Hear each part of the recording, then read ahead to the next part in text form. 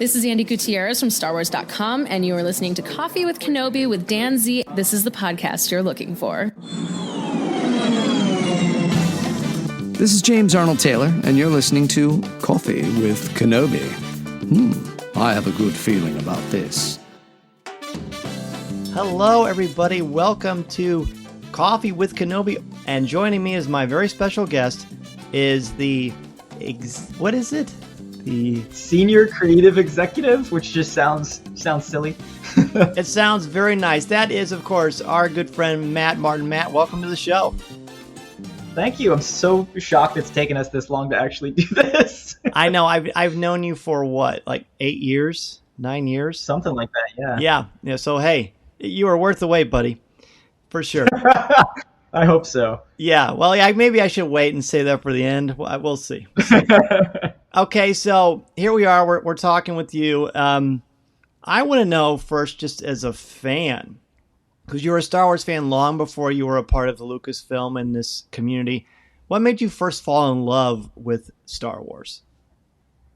Yeah, so, I mean, some people have probably heard me tell this story because it's so stupid, but like, I was a kid during what we call the dark times, where Star Wars kind of wasn't really a big deal. Nobody really cared about it. It was still part of the zeitgeist. Like, you know, it was out there, but it wasn't what it is now. And so I knew of it, but wasn't super into it until I went to a sleepover at a friend's house.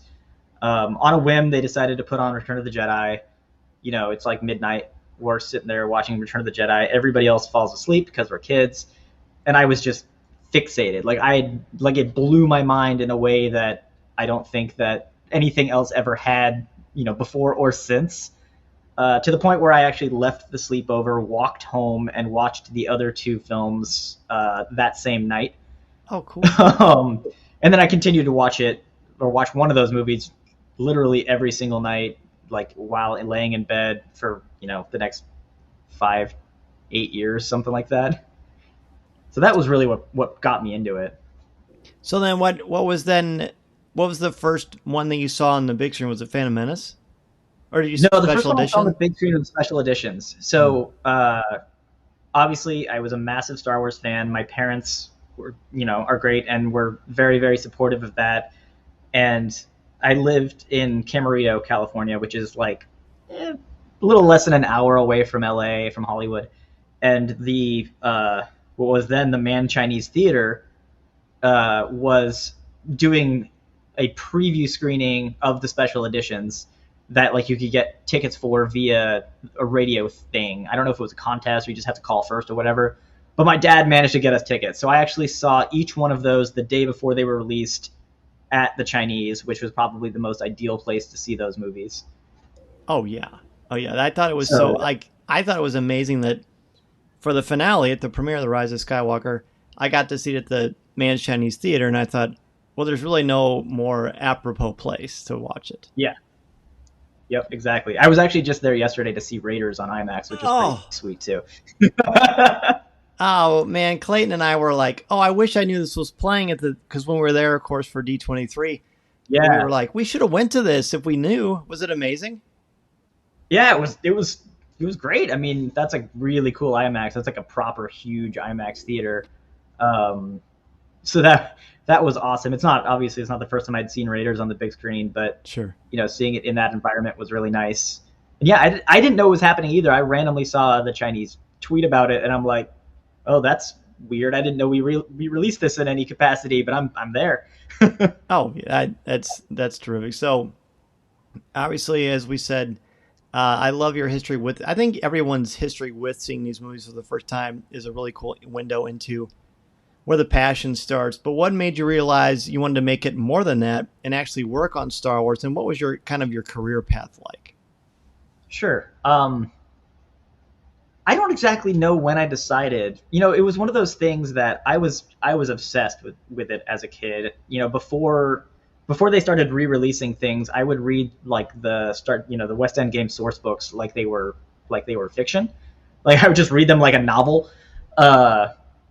So like that was just the thing that I was so into. And then when they started, releasing novels and comic books and video games and everything, I just went off the deep end to the point where whenever somebody would ask me what I wanted to do when I grow up, it was always either, I want to work for Lucasfilm, which I didn't know what I wanted to do. I just knew where I wanted to be. With Imagineering being a close second choice. It was either I want to work for Lucasfilm or I want to be an Imagineer. Didn't have any real plans on how to get to either of those things, other than just being a fan of them. But, when you're a kid, it doesn't really matter. And then, so through, I became a pretty, a part of the fan community, kind of before it became an online thing. And then as it went online more and more, I was the chapter rep of the local fan force, which was sort of like the local fan club of Star Wars fans that was also kind of a network of fans. And eventually through that, I ended up getting invited to be a volunteer at conventions. So it was actually I think it was Comic-Con. It was definitely San Diego Comic-Con. I think it was 2002. I think that was the first one I did. But I was a volunteer there. I was literally taking silver Boba Fett action figures, putting them into cases for us to sell. Oh, cool. Yeah, it was so stupid, but it was like a dream come true. And I continued to volunteer for many years after that. Met lots of great people that worked for the company.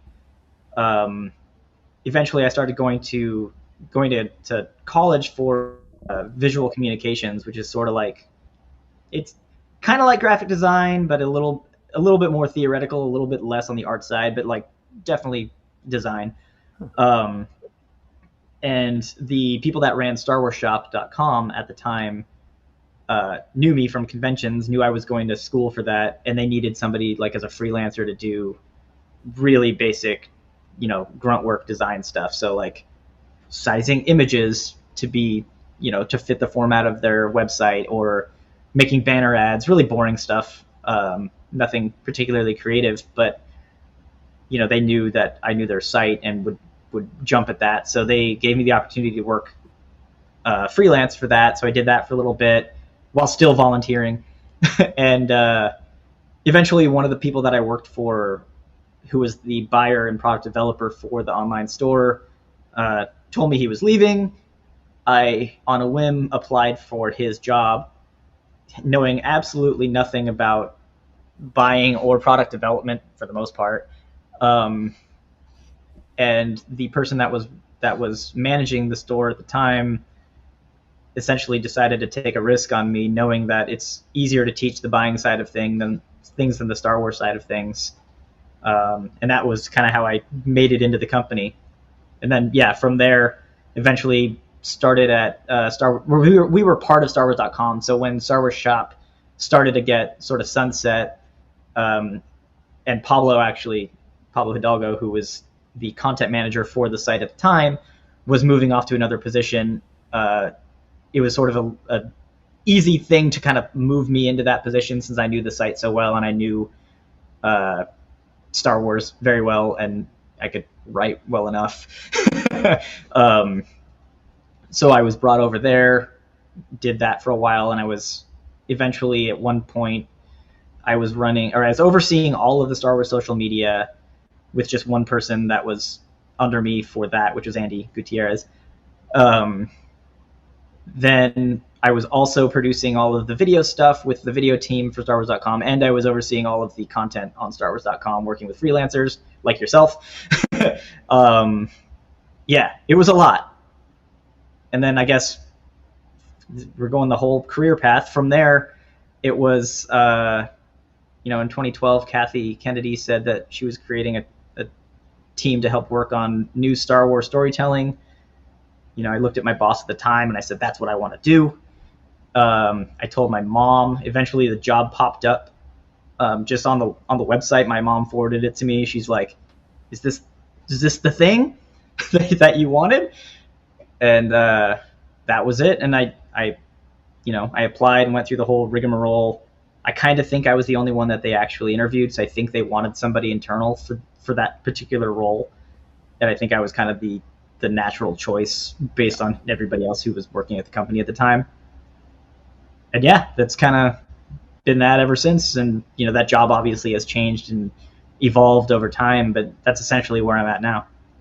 That's wonderful. I only knew about maybe a third of that. Well, no, that's not true. I think I knew a little more, but I like, you're a pretty good storyteller, dude. So what a great little, what a great little connection there.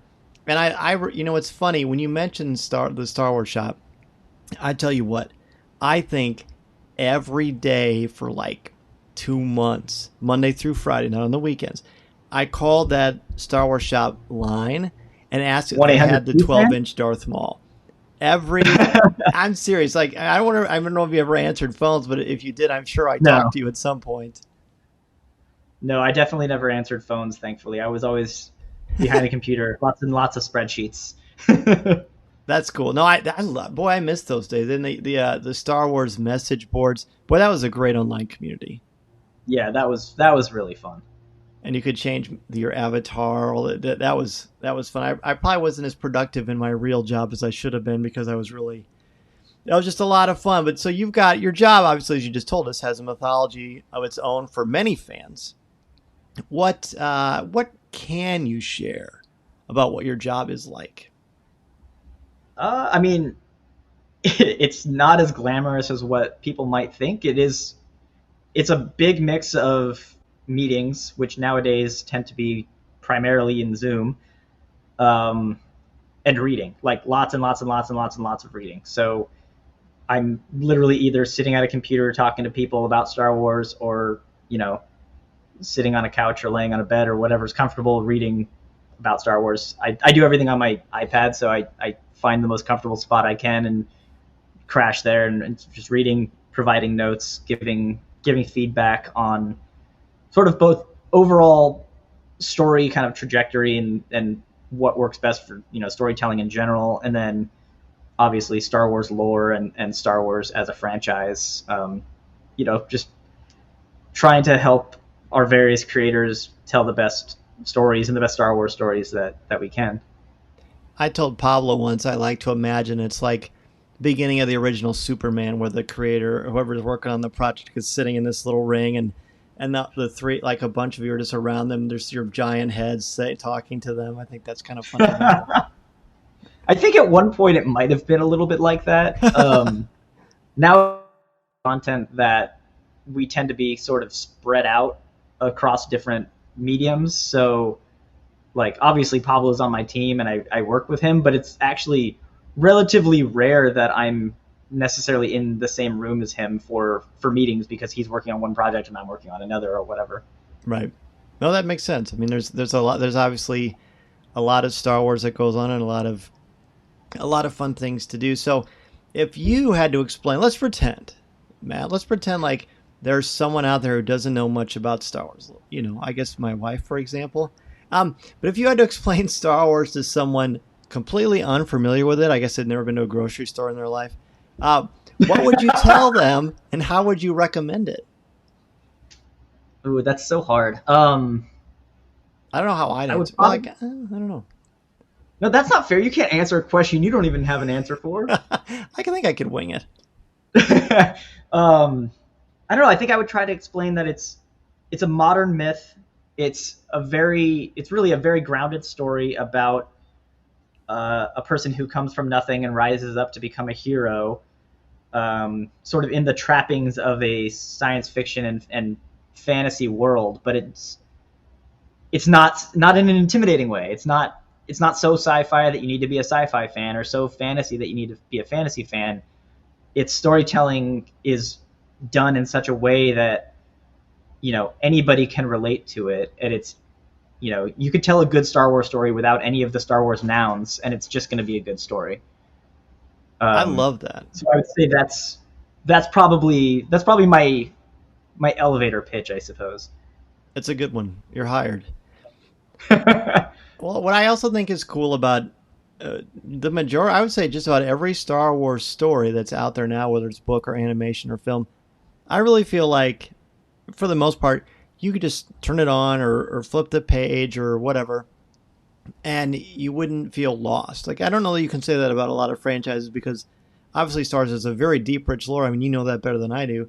But I feel like at its core there's still some basic, and I don't mean that in terms of simplicity. I just mean like at its purest form, it's about heroes and allies. Joseph Campbell and quests and challenges and growing as a person and helping other people and found family and I feel like that's Star Wars kind of in a nutshell. Yeah, exactly. It has so many relatable themes that, like I said, despite its Star Wars or its science fiction and its fantasy trappings, it's all of these things that anybody can relate to and most people have gone through, and it's just weirdly relatable in sort of it just kind of puts it through like an allegory almost, right? Which makes it maybe easier to digest. Yes, I think so too. So while we're talking about themes, let's talk about the mythological aspects of Star Wars. There are certainly many themes present that many people have talked about and enjoyed over the years. Are there certain ones that speak to you on a certain level? I would say it's probably its core theme is hope, and I think that is the thing that speaks to me the most about Star Wars. Like I said, it's an original story, but it's super relatable, and in the end, that good will prevail. That is Star Wars. There's clear good, there's clear bad, and the good's gonna win. And watching these people that you love overcome, terrible odds to, have that ultimate victory. It's such an uplifting feeling, and it's kind of like, people ask me my favorite character, and I'm always say Leia because I wish I could be more like her, and she is that embodiment of hope. So it's it's this sort of optimistic, non-cynical world that you just don't really get a lot of in storytelling nowadays, and I think it all boils down to that hope theme there. Which completely appears to reflect one of the things that inspired George in the first place because of the culture and the history of the world in that time. A lot of moral ambiguity and a lot of gray and, Charles Bronson films and all this kind of stuff. And then Star Wars comes along and shows, what? Hope's the number one thing. Let's go with that. Yep. Yeah, he wanted to tell a story that, that kids could get behind, but that their parents could also enjoy. And there just wasn't a lot of that in the 70s. 70s film is dark. Yes. And Star Wars becomes this like shining light that changes sort of the trajectory of film going forward. I love that you mentioned Leia. I've said since I was fortunate enough to write the Star Wars book that the character I learned the most about through that process was Leia, because as well as I that when you have to write something or you have to teach or explain something, you learn it in a different way. Leia, I never really considered. It's there, but you don't really necessarily, at least I personally didn't focus on all the challenges and the things that make her who she is. You've got bosses, you've got leaders. She's a leader, and she never forces you to think her way because she's not like her father. But she has this amazing inner strength that just makes her just this larger-than-life icon. Yep. Yeah, she's like what what you want every politician to be. We don't actually have in the real world. Right. But she is that idealized, perfect sort of person, but not in a way that feels false or feels, unrealistic in that world. Like, you understand all of the struggles that she went through that lead her to that point, and what her parents, where her parents come from, both her real parents and her adoptive parents, and just how all of these things build this person, this like shining beacon that is able to rally a galaxy and take on an empire. Yeah, I never thought about that, but you're right. She's a politician, but she's not political.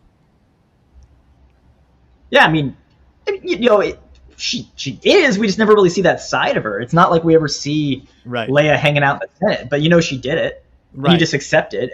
You kind of accept, yeah, she would have been good.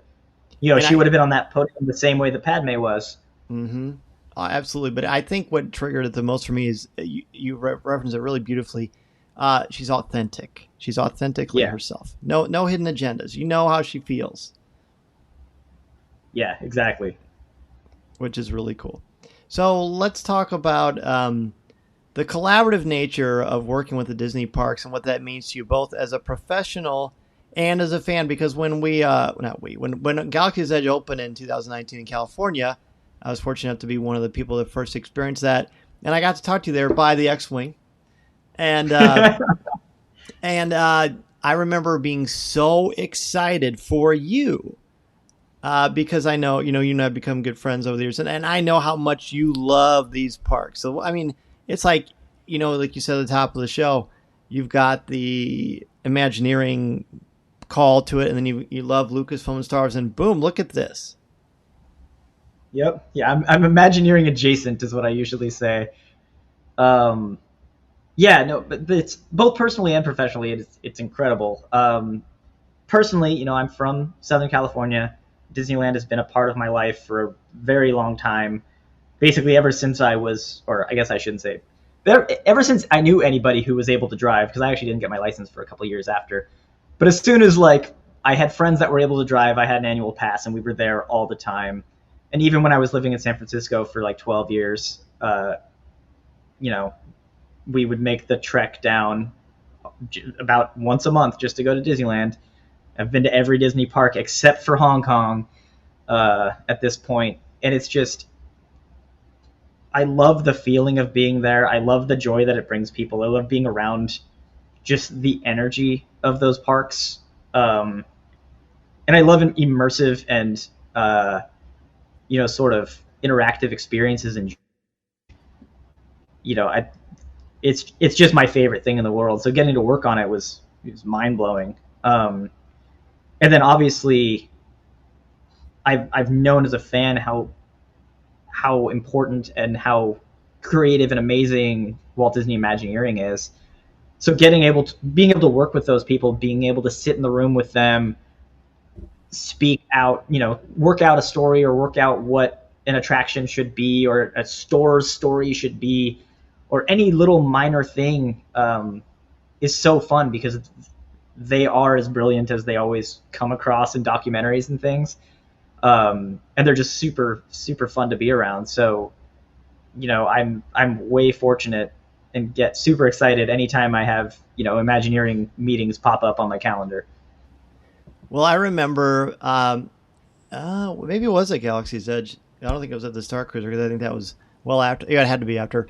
But I remember you got to have one of those Batu silver name tags, and it had your name on it. That's got to be one of your most prized possessions. Oh yeah. And you can't see it here because I'm not in my actual office, but my office on the studio lot, I have a collection of name tags for all the various name tags that I've had, which includes the ones you could buy in the store, at the parks where you could get the custom Star Wars ones. It includes my Galaxy's Edge one. It includes the Delos one, which was the code name for Galaxy's Edge. So Imagineers who worked on it before it was even announced, we had our own name tags. I still don't have my Star Cruiser one, and I'm pushing very hard because I need that one to complete my collection. But yeah, having a name tag with my name on it is, it's pretty incredible. I think that's like, it's not, you can't even say it's a bucket list because it seems like such an unattainable thing. So I think that's one of them. I'm really happy for you. Speaking of the theme parks, again, you and I got to be a part of, obviously you've been working on it for a long time. I got to be on the Star Cruiser media event, and so it was fun to just do it, experience with my family, got to spend a lot of time with you. Mason wanted me to ask you how it felt to be beat by him and Sabak. You know what? It doesn't feel great losing to a kid at Sabak, especially when it was a different rule set of Sabak that I helped create. You would think I would be a lot better at it, but he's a shark, man. When he's old enough to gamble, you should keep an eye on that kid. Yeah, we've already got restraining bolts ready. No, he had the best. Of course, you're just like such a nicest, kindest person. And he had the best time with you. So whenever your name comes up for whatever reason, he was like, he always says, Matt Martin? You're not Matt. You're Matt Martin.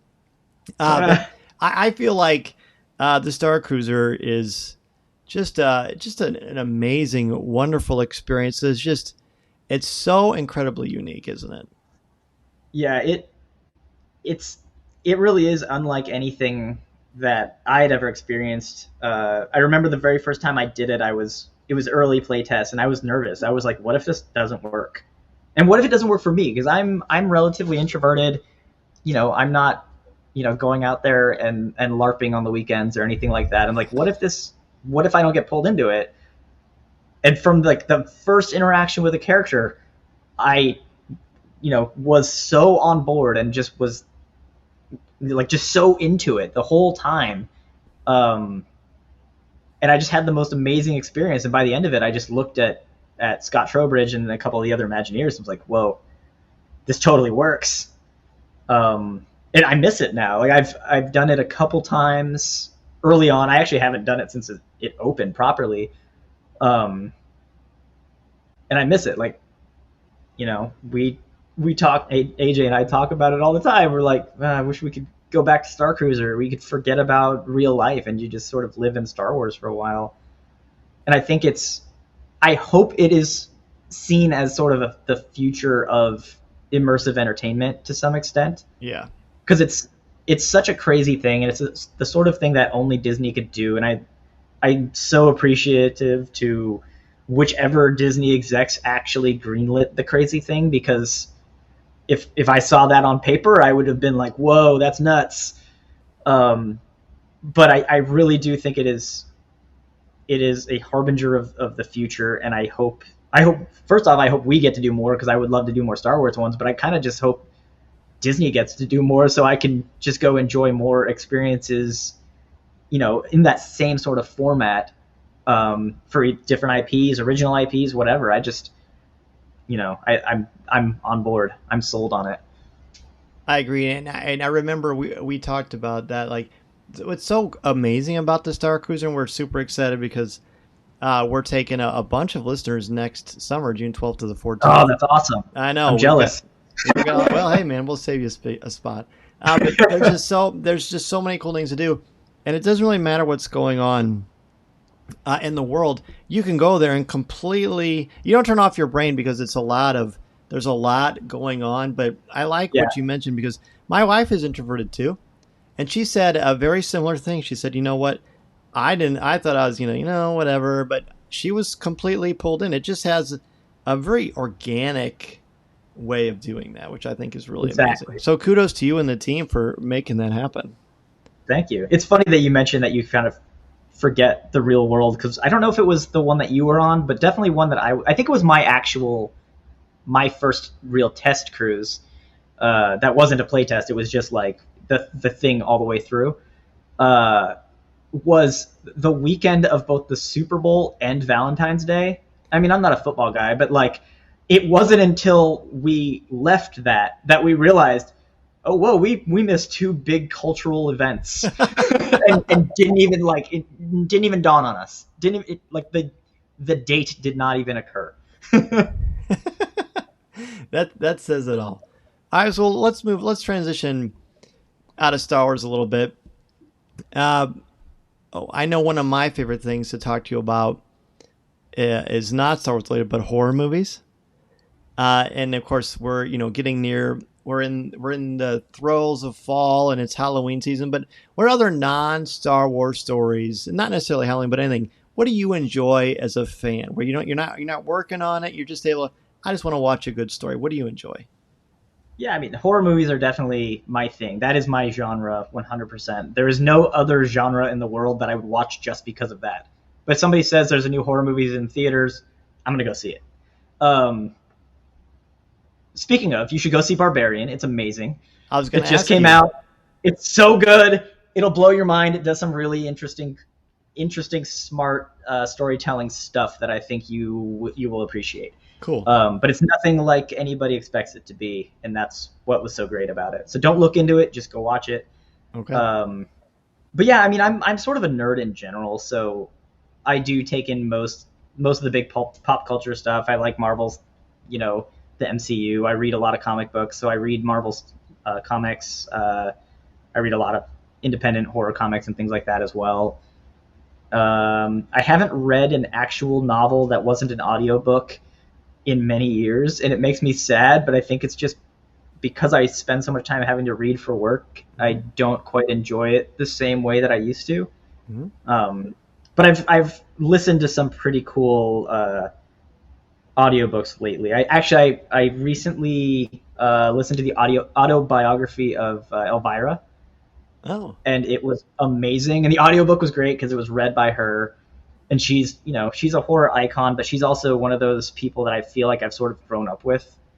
Like as a kid of the 80s that was into horror and spooky things and Halloween, she's been like my queen for a very long time. And, getting to hear her tell her whole story in her voice was pretty moving and powerful. What else? I'm really excited for Willow. That's coming out very soon. From Lucasfilm. Fantastic trailer at D23. Yes, that trailer, like, it has two amazing lines that trolls. I'm really miffed. Like, that's so funny. That's so Willow. And I'm not a big fantasy guy. Like, I like Lord of the Rings, but it's not my thing in any way. Never been into like Game of Thrones or anything. Willow is my fantasy. Like, that is the movie that I loved as a kid. That and Labyrinth. Those are the fantasy movies that I loved as a kid. And like seeing it make a return by somebody who I know really cares, John Kasdan really cares about Willow as much as I do because we've geeked out about it before, gets me very excited. So I'm beyond excited for that show. I don't mean to like just plug another Lucasfilm thing that didn't even really work on, but I am very excited for it. I don't blame you. When I saw the trailer for it, I was like interested because it was a new event, a new project. But there's something about, at least what I've seen in that trailer, it's just like the right tone, and it has like, and I haven't really talked about this on Coffee with Kenobi yet, but it just kind of got, it doesn't feel like aggressively, based on trailer, aggressively violent or intense. It just feels like I'm going to tell a really good mythological story. Yeah, which I think that's, I don't know, I find that very appealing. Yeah, there's a certain DNA to any stories that George has told. American Graffiti, Star Wars, Indiana Jones, Willow, they all have this, this optimism and this level of fun to them that a lot of things just kind of shy away from. And that's what brings me in. It's those. So it's like, the show takes a tone that George created, and that's, what's so cool about it. At the D23 Expo, they showed a trailer for the Haunted Mansion. You've got Owen Wilson, you've got Rosario Dawson, you've got a great cast. And then at the end, I was in the room, and they said, now you can't make the Haunted Mansion without the ultimate horror scream queen. And the dune buggy rolls out, and it spins around there, right, not quite right in front of me, but in the same room. Jamie Lee Curtis and I was like I actually have goosebumps right now. It's like, oh my gosh, because you're the one who helped get me into the original Halloween in the first place. Yeah, I wish I was there for that. I definitely saw that and almost broke down because I love Jamie Lee Curtis so much. I mean, from the original Halloween, but just everything she does, everything she's done since, everything everywhere. I mean, I have hot dog hands right there. Literally anything that Jamie Lee does is gold, and she's just such a great human being in general. And I'm pretty sure she's playing Madame Leota. Is that right? Yes. And Madame Leota is also special to me because my dog is named Leota. She's named after Madame Leota, so now I have, one of my all-time favorite, actors playing a character that is so important to me that I named my dog after. So, yeah, very, very, very cool. That's fantastic. So I guess sticking with the same genre, is that something that, did you have like a gateway into this too? Because I remember the first horror movie I saw, and it had a negative effect on me, was Poltergeist, because it scared the you-know-what out of me. What about you? Oh, that's funny. Poltergeist is back in theaters this month for fandom events, so you should go see it again and see if you can conquer your fears. I don't think I can. I think I'll just be a chicken. It's a Spielberg movie. Come on. Well, that's true. That's true. But no, I think the gateway into horror movies for me was Ghostbusters, which isn't quite a horror movie, but it got me. I was very, very into Ghostbusters And that sort of got me into just spooky things in general, and Halloween. And, you know, obviously horror movies are just such a natural extension of that, you know, I started watching all the classics, and, you know, after seeing all the classics, it was that kind of traditional go to the video store and rent the one that has the, you know, the coolest cover. So I definitely saw a lot of movies that I knew nothing about. I just picked it by the art, and, you know, sometimes it works, sometimes it doesn't. You know, 80s and 90s horror movie art is sometimes a little better than the movie themselves, but I also have an appreciation for bad horror movies, so it works out. Was there ever a time where a horror movie actually scared you? I mean, when I was a kid, they would scare me, and like jump scares would work. Now I'm pretty desensitized to it. You know, like especially any trope heavy horror movie, you know, I kind of see things coming a mile away. That doesn't mean I enjoy them any less. It takes a lot to get me to jump. Sure. But I would say, you know, Exorcist is my favorite horror movie, and I'd say it's still probably the scariest one. You know, it's not going to make me jump out of my chair, but it gets you deep down. Like you see something that horrible happening to an innocent person, and at seemingly random, and you're just like, oh, this sort of thing could happen to anybody. And then also just, you know, Father Karras's arc of sort of losing his faith and finding his faith again is really powerful. So I think that movie hits me in two different ways, where it's like the hope of Star Wars, which is sort of the Father Karras side, and then the scariness, which is the horror movie side. And it's kind of those things that I love together. Would it surprise you to know that I've never seen that movie? It doesn't surprise me. It disappoints me, but it doesn't surprise me. I don't want to disappoint you. I watched Halloween. You should really watch it. It's scary. It is. I will give it to you. It is legitimately scary. There's some shots in that will, you know, maybe keep you up at night, but it is also just a very well done, well crafted, well written movie. I think it's genuinely considered an actual masterpiece. Yeah, as rightfully so. Yes, 100%. I liked it. I mean, Jaws is technically a horror movie, but I also think that is an absolutely perfect film. Totally. I mean, everything. Just saw that on IMAX a few weeks ago too. I know. The closest IMAX where I live is like 3 hours away. Oh, that's so sad. I'm so lucky to live in LA. We have, you know, I spend a lot of time in movie theaters because there's always something playing. If it's not a new film, it's, you know, some revival thing. Which is very cool. So I know you attend a lot of conventions. Do you have stories of interactions with fans that kind of reflect to you the best of our community? Yeah, don't talk about me, I'll blush. Definitely not you. No. Yeah, I mean, I've interacted with so many great fans. What I really loved this actually celebration this year. Obviously, we had a tough, you know, year and a half or so leading up to that with COVID and lockdowns and, you know, political craziness, and just it was a bad time. And that was like the first time that the fandom sort of got together. And it was even a little dicey online, you know, like fandom was not, I mean, it's still not in the best place it could be.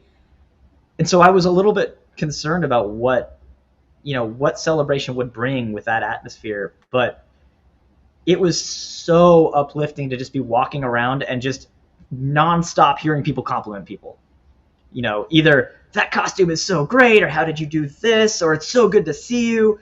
Like, it was just, everybody was just so happy to be there that I was like, oh yeah, this is why Star Wars fandom is so important and so much better than, you know, what the online side of it may be perceived to be. Mm-hmm. So it was great. I was helping the live stream for the entire event, and I was producing stuff on the floor. So I was basically on the floor with a camera person for almost the entire time. So I was really just there, like, watching whatever we're shooting, but also observing people. And it was just, it was great. And seeing so many people at this convention in particular that were like wearing costumes of things that I had worked on or had a big part in was amazing. Seeing so many Cal Kestises running around after, you know, working on Fallen Order for years, and being so happy with that. It was so great to see, you know, people as invested in that character as I am. But if you want a specific story, I guess, about, you know, one sort of thing with fandom, it was, let me think. It must have been Celebration in 2015. I think it was Orlando. It was the first time we'd ever done a live stream. I was still with the online team at the time. This was like right before I got the story job. And so we had a lot of people that were helping us, a lot of fan volunteers that were helping us, you know, do whatever we needed to have done while we're doing a crazy live stream for the first time and don't know what we're doing.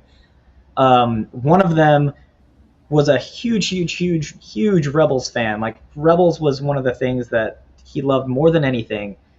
And because he was so dedicated to our team, he skipped the Rebels panel to, you know, to help, which I think if he would have asked any of us, we would have forced him to go, but he didn't.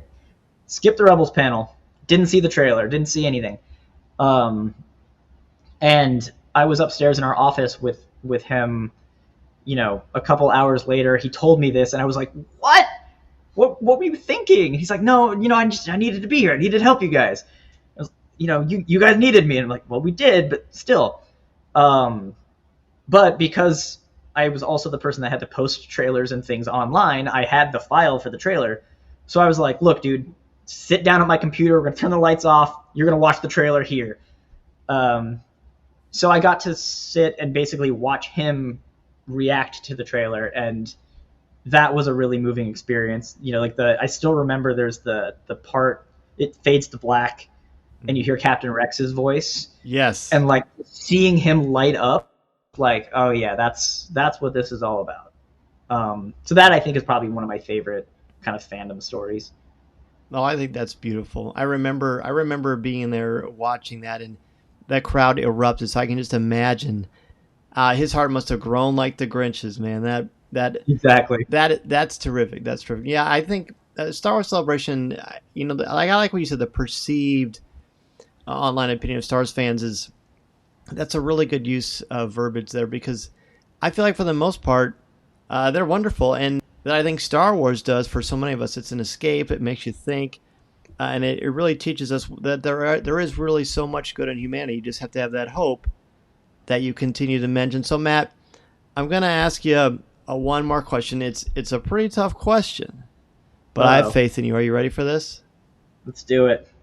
All right. Blue milk or green milk? Oh man, this is divided families, divided countries. No, I go blue. Especially, I particularly like the blue milk that's on the Halcyon. That's not the icy blue. Same flavor, but it's a little bit more smooth. But yeah, I'm a fan of the blue milk. The green milk, I can kind of take or leave. Okay, I'll allow it. I will say I never had the swirl, the Mon Calamari swirl at Disneyland that's got the sour, I think it's like boba balls in it or something. Yeah, I haven't had it yet either, actually. It's great. I just had it the other night. It's really, really good. I highly recommend that. Now, the green swirl is so spicy, you'll feel like you have to shave your tongue. I'm glad you said that, because I'm not great with going too spicy. I still want to try it, but I might have to, you know, I'll let AJ get it, and I'll have some of hers, because she's way better at the spicy stuff than I am. Yeah, that is a wise decision. Well, Matt, thank you so much, not only for your friendship and your kindness over the years, but for being such a great ambassador of Star Wars, and for joining us on Coffee with Kenobi. For sure. Thanks for having me. Listening to Coffee with Kenobi, you are, with Dan Z, the podcast you're looking for. This is...